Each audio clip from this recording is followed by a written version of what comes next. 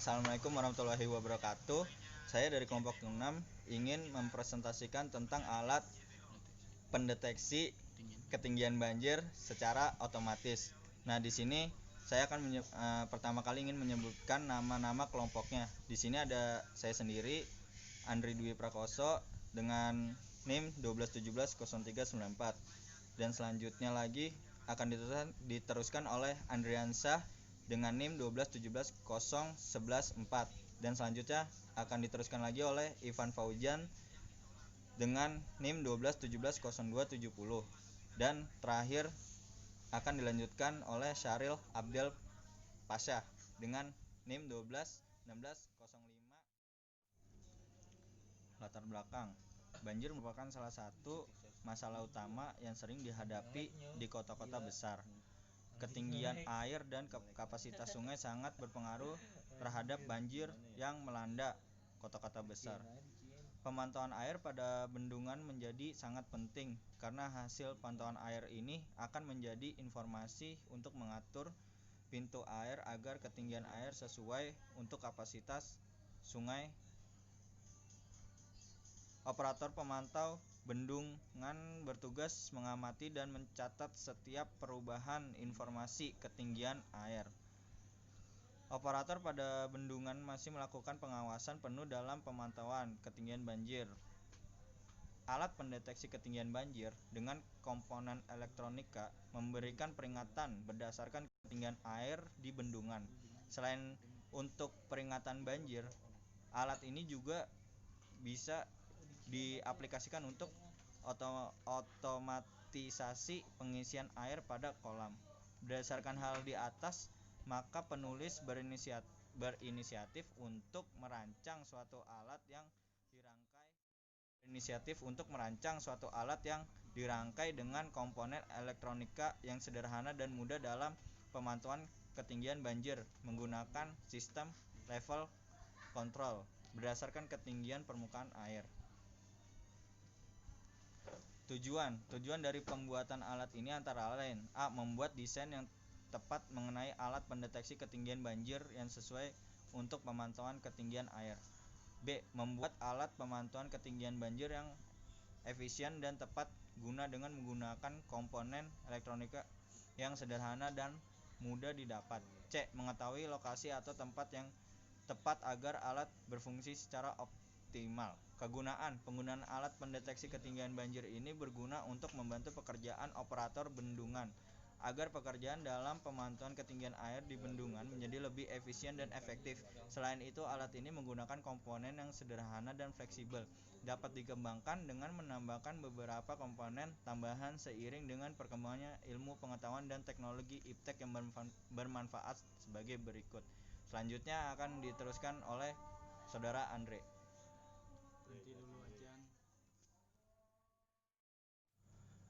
Selanjutnya di sini saya akan menjelaskan komponen teknologi elektronika.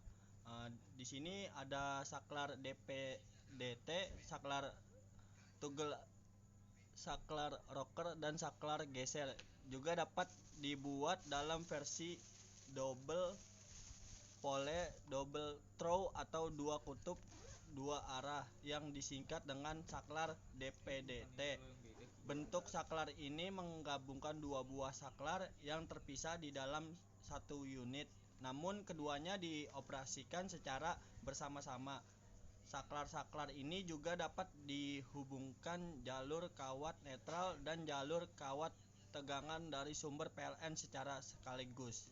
Nah, ini di sini ada gambar saklar DPDT-nya.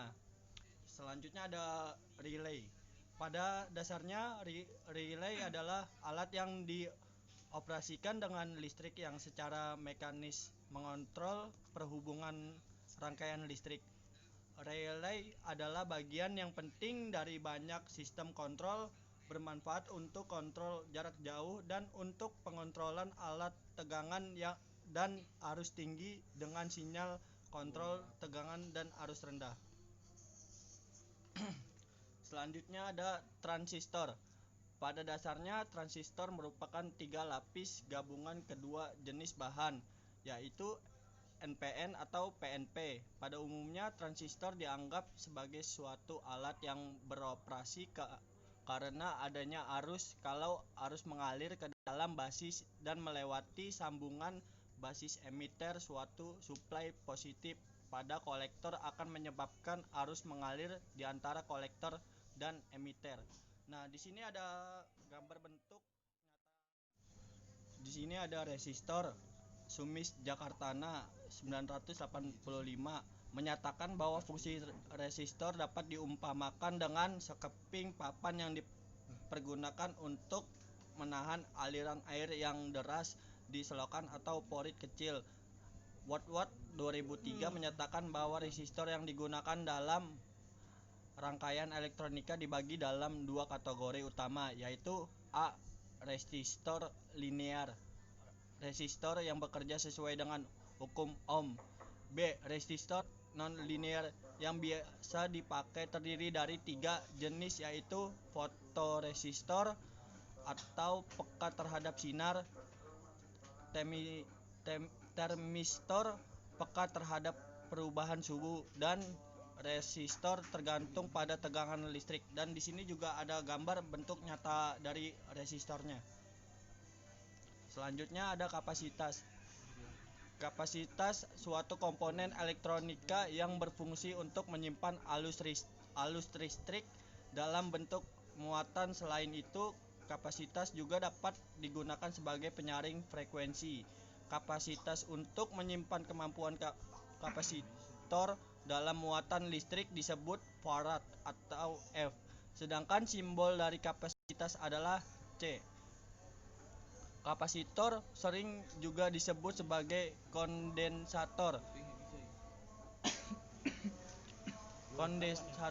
Kondensator kapasitor memiliki berbagai macam bentuk dan ukuran tergantung dari kapasitas, tegangan kerja, dan lain sebagainya. Sifat dasar sebuah kapasitor adalah dapat menyimpan muatan listrik, dan kapasitor juga mempunyai sifat tidak dapat dilalui arus DC atau direct current, dan dapat dilalui arus AC alternating current, dan juga dapat berfungsi sebagai impedance atau resistansi yang nilainya tergantung dari frekuensi yang diberikan.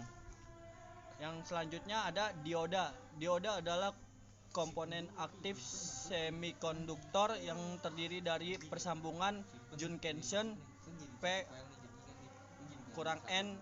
Sifat dioda yaitu dapat mengantarkan arus pada tegangan maju dan menghambat arus pada tegangan balik. Secara sederhana, sebuah dioda bisa kita asumsikan sebuah katup tersebut akan terbuka jika air yang mengalir dari belakang katup menuju ke depan, sedangkan katup akan menutup oleh dorongan air dari depan katup.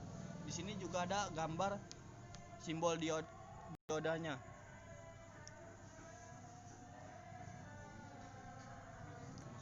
Selanjutnya akan dijelaskan oleh Ivan Fauzan Jamorano. Ya, di sini saya akan menjelaskan tentang transformator. Transformator adalah suatu alat listrik yang dapat memindahkan dan mengubah energi listrik satu ke rangkaian listrik yang lainnya melalui suatu lilitan magnet berdasarkan prinsip induksi elektromagnetik. Ya, di sini juga prinsip kerjanya dari sebuah transformator adalah kumpulan primer yang menghubungkan dengan sumber tenaga bolak-balik perubahan arus listrik pada komponen primer menimbulkan medan magnet yang ditutupin. Medan magnet yang berubah diperkuat dan adanya inti besi di hantaran inti besi ke kumpulan sekunder. Ya, di sini ada gambarnya ya, bentuk nyata transformator. Ya, di sini saya akan menjelaskan LED. LED itu singkatan dari light emitting diode. Diode jenis yang mempunyai lapisan fosfor yang bisa memancarkan cahaya saat diberi polaritas pada kedua kutubnya. LED mempunyai batasan arus maksimal yang mengalirkan melalui di atas nilai tersebut. Dipastikan umur LED tidak lama. Jenis LED ditentukan oleh cahaya yang dipancarkan seperti LED merah, hijau, biru, kuning.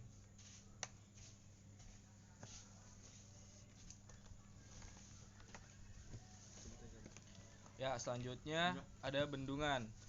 Bendungan atau dam adalah konstruksi yang dibangun untuk menahan laju air menjadi waduk, danau, atau tempat rekreasi.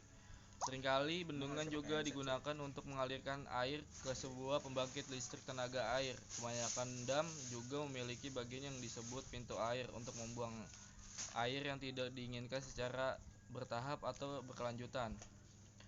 Tujuannya dibuat termasuk menyediakan air untuk irigasi atau penyediaan air di perkotaan, meningkat navigasi, menghasilkan tenaga hidroelektrik, dan dapat diklasifikasikan menurut struktur, tujuan atau ketinggian. Berdasarkan struktur dan bahan yang digunakan, bendungan dapat diklasifikasikan sebagai dam kayu.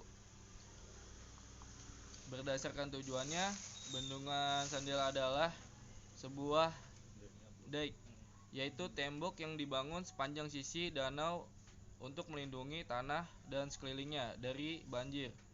Mirip dengan tanggul, yaitu tembok yang dibuat sepanjang sisi sungai atau air terjun untuk melindungi tanah di sekitar dari kebanjiran. Bendungan mengecek adalah bendungan kecil yang didesain untuk mengurangi dan mengontrol arus erosi tanah. Ya, di sini metode pelaksanaannya, metode yang diterapkan dalam kegiatan ini. Yang pertama, tahapan pembuatan desain rancangan, tahapan persiapan alat dan komponen, tahapan pembuat alat, tahapan pengujian di lapangan. Ya, seperti gambar berikut. Dan di sini tahap pembuatan desain rancangannya, tahap ini merupakan tahapan dalam melakukan perancangan. Desain meliputi perancangan model alat yang sederhana dan sesuai, perancangan sistem kerja alat, dan perancangan komponen yang akan digunakan. Cara kerja alat yang dirancang yaitu dengan memanfaatkan sifat air sebagai penghantar listrik, sehingga air akan menjadi media penghantar listrik antara pipa aluminium yang menjadi input untuk selanjutnya diproses pada rangkaian elektronik. Kemudian hasil output berupa suatu informasi indikator LED dan suara speaker atau sirine. Dengan adanya indikator ini, operator akan segera mengambil keputusan dengan mengatur pintu air pada bendungan. Ya, seperti gambar berikut.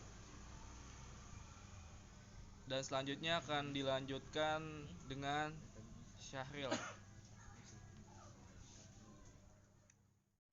Kemudian ada tahap persiapan alat dan komponen. Pada tahap ini peralatan yang digunakan yaitu solder, obeng, full set gunting, tang gergaji, pistol lem bakar, multimeter bor. Sedangkan komponen yang dipakai terdiri dari trafo, relay AC 220 volt, 7812 regulator, dioda 1 ampere,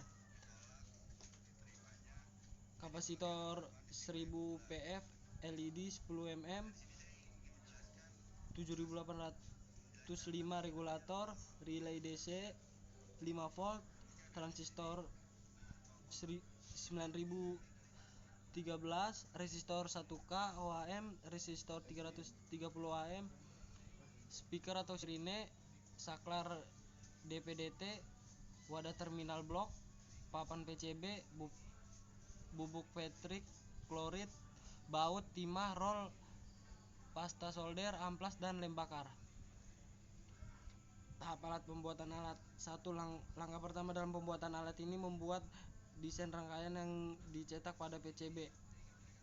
Rancangan rangkaian ini didesain di aplikasi Eagle 3.6. Desain rangkaian ini untuk penempatan tata letak komponen dan jalur kelistrikan elektronika. Selanjutnya rangkaian ini dicetak dan difotokopi dengan tinta bubuk lalu dicetak dengan papan PCB menggunakan setrika. Setelah rangkaian dicetak di papan PCB, kemudian papan PCB dipotong dengan ukuran yang sesuai, lalu rendam papan PCB tersebut ke dalam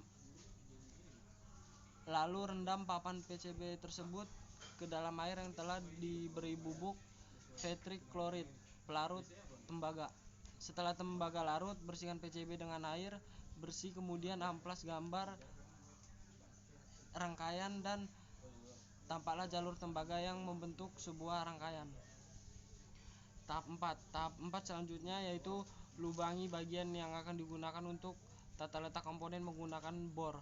Kemudian tempatkan komponen sesuai dengan tata letaknya dan rekatkan dengan timah yang dipanaskan dengan solder. Terakhir, ujilah rangkaian tersebut. Jika berhasil, tempatkan PCB di dalam wadah dan pasangkan LED indikator, terminal blok dan saklar DP-DT pada wadah. Simulasikan alat tersebut agar sesuai dengan hasil yang dicapai. Tahap pengujian di lapangan. Pada tahap pengujian ini dilakukan bendungan Katulampa yang berlokasi di Kelurahan Katulampa, Kota Bogor, Jawa Barat. Alasan pengujian di Bendungan Katulampa karena Bendungan Katulampa menjadi sebuah sistem informasi dini terhadap bahaya banjir Sungai Ciliwung yang akan memasuki Jakarta. Selain itu, kondisi kerusakan fasilitas pemantau pada bendungan tersebut menjadi nilai dukung alat tersebut untuk pengujian alat di lapangan. Sekian presentasi dari saya. Wassalamualaikum warahmatullahi wabarakatuh.